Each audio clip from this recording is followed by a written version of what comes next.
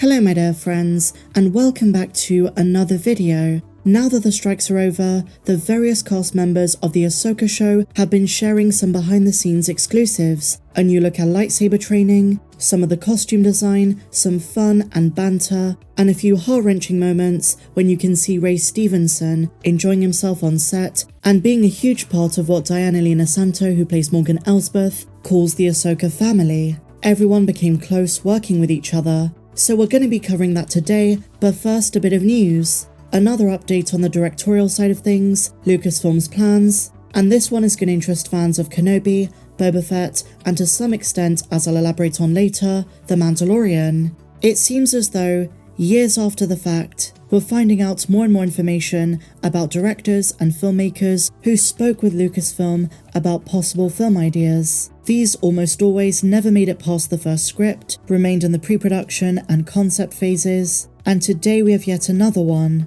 Just a couple of weeks after we found out there was going to be a Tatooine film centered around Jabba the Hutt that was going to be like Scarface in space. We now know that Louis Leterrier, famous for The Incredible Hulk, Fast X, Now You See Me, and The Transporter, provided several ideas to Lucasfilm back in 2017 when they were looking for creative ideas for a Star Wars TV show. And did you know some of his ideas did make it to screen? They were vague outlines that would form the foundation and basis for some of the most popular Star Wars shows to date. Let's take a look at this. Speaking as a guest on Josh Horowitz's latest podcast, Watch Along, the two of them did a live commentary on The Incredible Hulk, which Leterrier directed. Horowitz raised the topic of Star Wars to the director, asking him if he'd ever be interested in working with Lucasfilm, and the answer surprised the host. Apparently, several years ago, Leterrier had pitched a TV series to Lucasfilm about a lone wolf and a cub, one for a series set on Tatooine pre-A New Hope,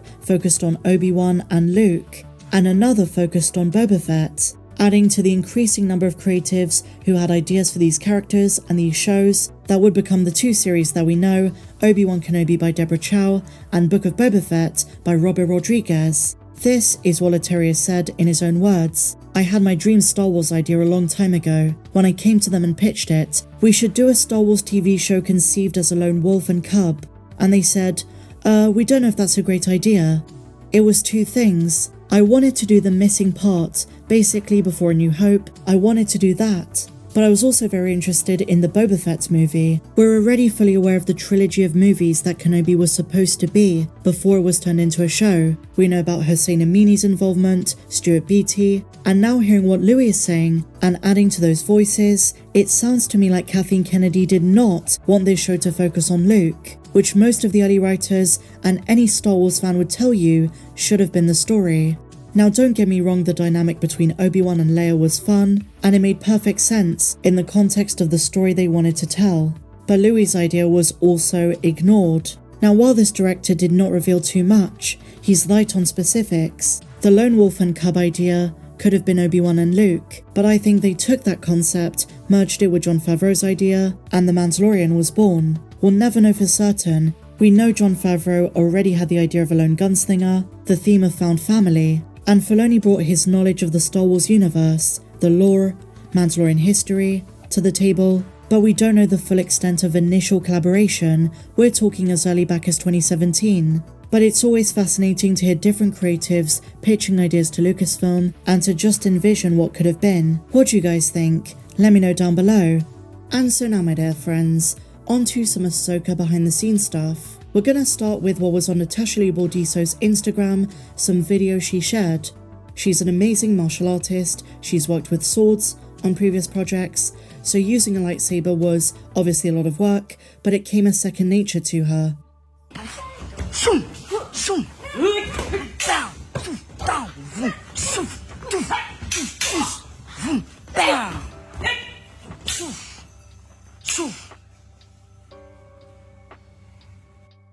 Such intensity, that's all I can really say about it. And just watch her movements, the muscles in her back and her legs are doing so much of the work.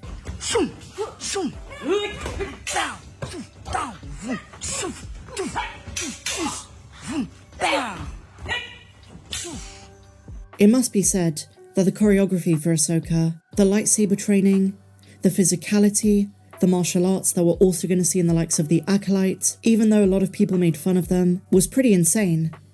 They did this for hours and hours on end. Rosario Dawson said this in interviews before the show dropped. We take for granted the final product for so many shows, but when you see the level of dedication, commitment, the stunt coordinators, those who often go uncredited or get very little credit, you start to appreciate the final product more. Some scenes may have taken hours and even days or weeks to film.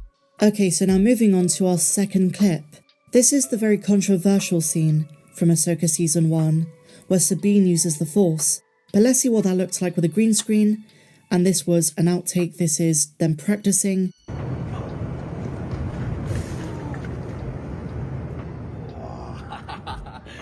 Yes!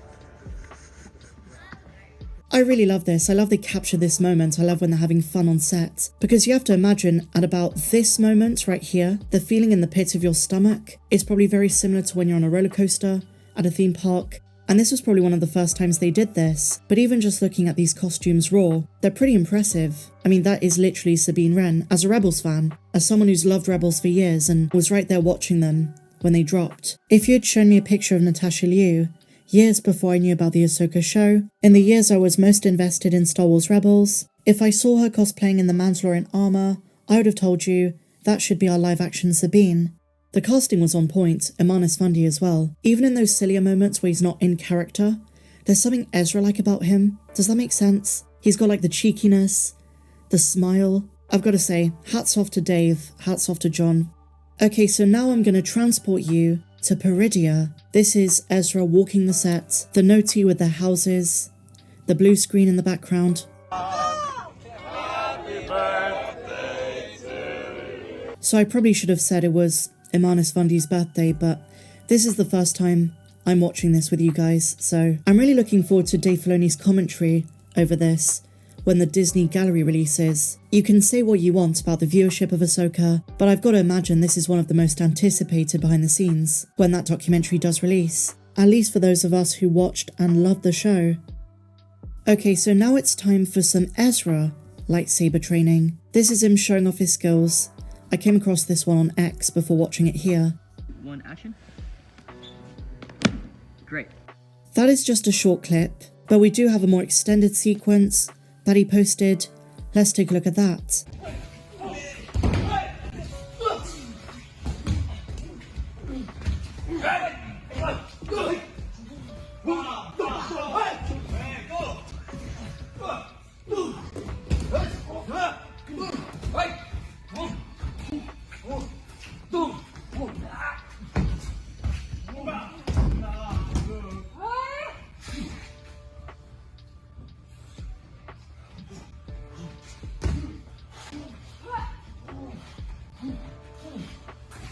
Here is him using that sublime force block against Shin Hati. This is Shin's stunt double. And watching this makes me realise you probably have to have quite a big imagination to be an actor in Star Wars, because when you're practicing this and then filming it, you're not going to know how it looks in the final product after all the visual effects, the CG with the noti, and other creatures. So now for a more silly one, but we love the silly stuff. This is Sabine and Shin, or should I say Natasha and Ivana Sagno, vibing on set. Goody, buddy. I have no words. He's so wholesome. He was a gentle giant, that's how the cast described him. He's loving to see his friends and co-workers, co-actors on set together, providing the music, being the DJ. He was such a wonderful person. Gonna really miss him. Even if they do recast Baylan, you get so invested in these characters, and his untimely death was just shook the Star Wars community. Okay, so one last one. Her hair is electric, that coloration, and you can see the glow from Ezra's lightsaber. She kind of reminds me of Ristal Sant, the Thelan from Return of the Jedi, with the coloration.